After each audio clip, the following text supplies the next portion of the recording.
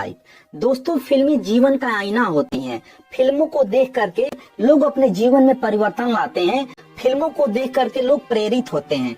दोस्तों, बहुजन समाज का जीवन बदलने के लिए या बहुजन समाज की सामाजिक दशा व आर्थिक और शैक्षणिक दशा को दिखाने के लिए कई फिल्में बनाई गई, जिसको आप लोगों को जानना चाहिए।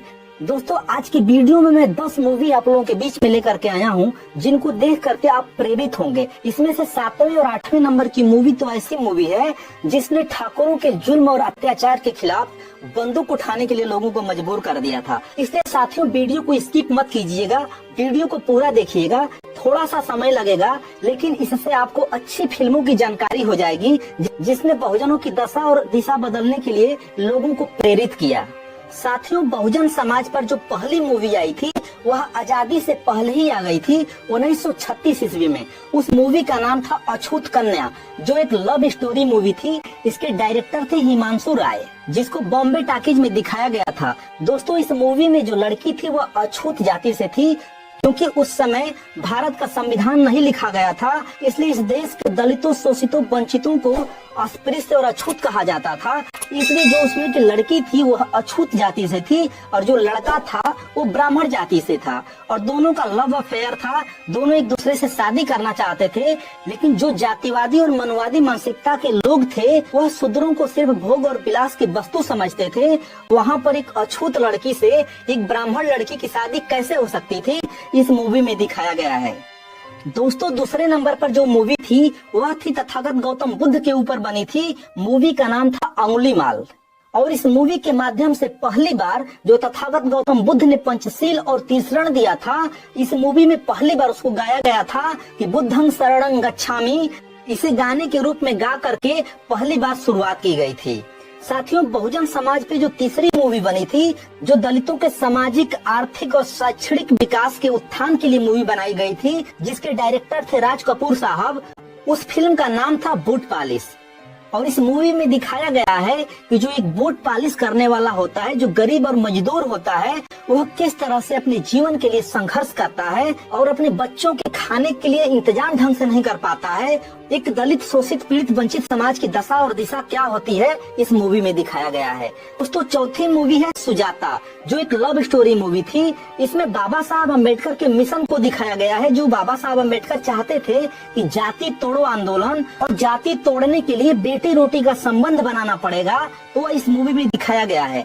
लेकिन इस मूवी में थोड़ा सा बुरा मुझे ये लगता है कि बाबा साहब अम्बेडकर को दूसरे नंबर पे रखा गया है और जाति तोड़ो के मामले में गांधी को 1 नंबर पे कर दिया गया है। थोड़ी सी इस मूवी में ये बुरी लगती है। फिर भी यह मूवी जाति तोड़ो आंदोलन के लिए बेटी रोटी का जो संबंध बाबा साहब अम्बेडकर चाहते थे, वह इस मूवी में दिखाया गया है।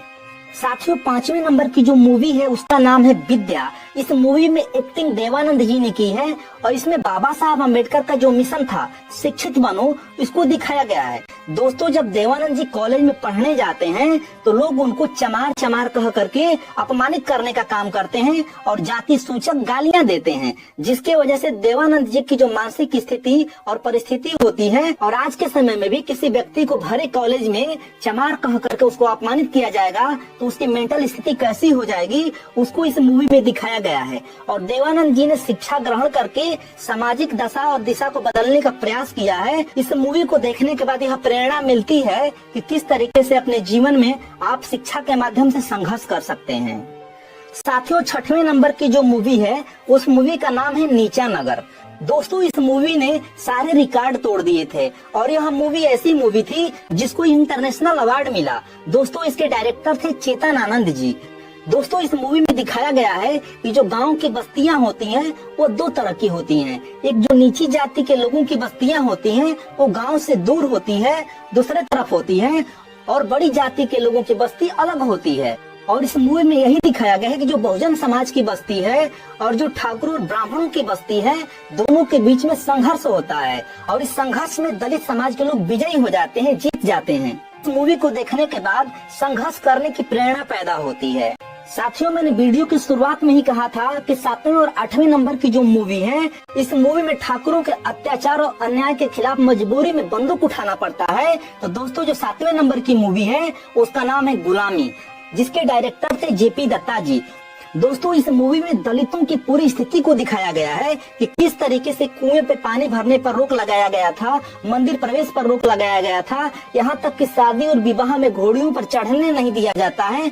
दोस्तों इस मूवी में धर्मेंद्र ने काम किया है और ठाकुरों के अन्याय अत्याचार से परेशान होकर के धर्मेंद्र ने पहली बार बंदूक उठाया था और ठाकुरों को मारना शुरू कर दिया था।